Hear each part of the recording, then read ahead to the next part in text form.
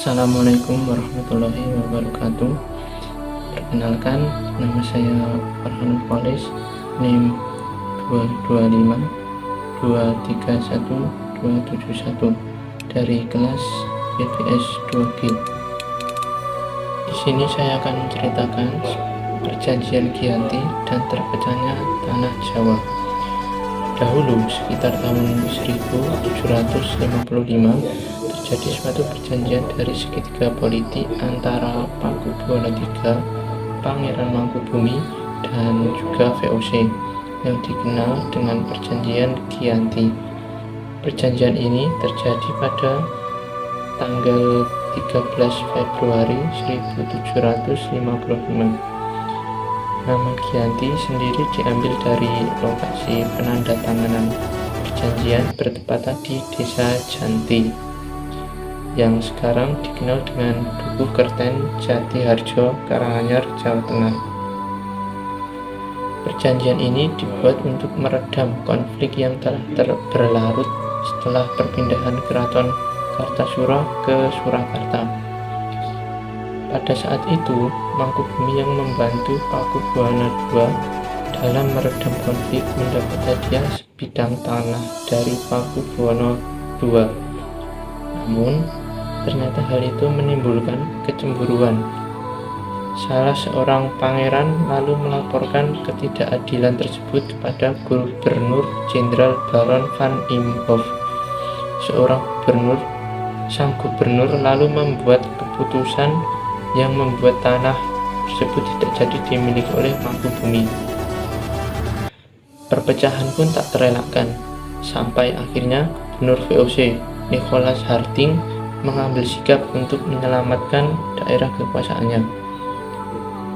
Secara tertutup, Harting melakukan perundingan dengan Pangeran Mangkubumi. Akhirnya, Harting sepakat dengan keinginan Mangkubumi yang hendak menjadi penguasa di tanah Jawa. Pada tanggal 23 September 1754, nota kesepakatan antara VOC dan Mangkubumi terlaksana, dan nota tersebut disampaikan kepada Pakubuwono III, pengganti Pakubuwono II. Nota tersebut menyatakan bahwa Pangeran Mangkubumi mendapatkan wilayahnya. Pada tanggal 4 November 1754, Pakubuwono III menyatakan persetujuannya terhadap hasil perundingan Gubernur Jawa Utara dengan Mangkubumi. Surat pernyataan itu disampaikan oleh Pakubuwono III kepada Gubernur Jenderal VOC Jacob Mosel. Kesepakatan ini mendorong terjadinya sebuah perjanjian besar yang ditandatangani di Desa Janti, beberapa kilometer di sebelah timur Surakarta.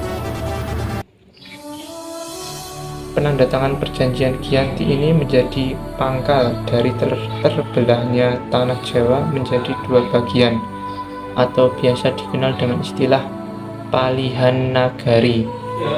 Hal ini menjadi awal mula naik tahtanya Mangkubumi di Yogyakarta sebagai Sri Hamengkubuwono I dengan gelar Senopati ing Ngalogo Sayyidin Paratagama Khalifatullah. Sejak ditandatangani perjanjian tersebut pada 13 Februari 1755.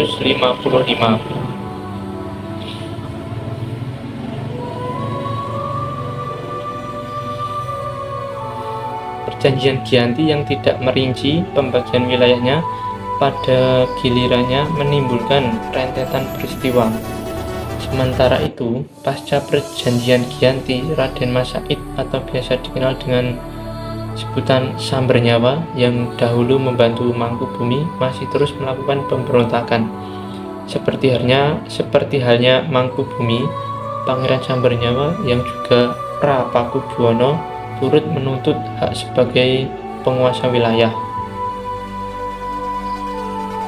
Dalam gerakan pada Oktober 1755, Pangeran Sambernyawa berhasil mengalahkan satu kelompok VOC.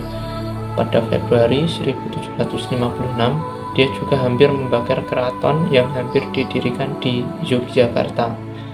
Setelah perang bertahun-tahun, VOC akhirnya menyudahinya dengan penandatanganan Perjanjian Salatiga pada 1757.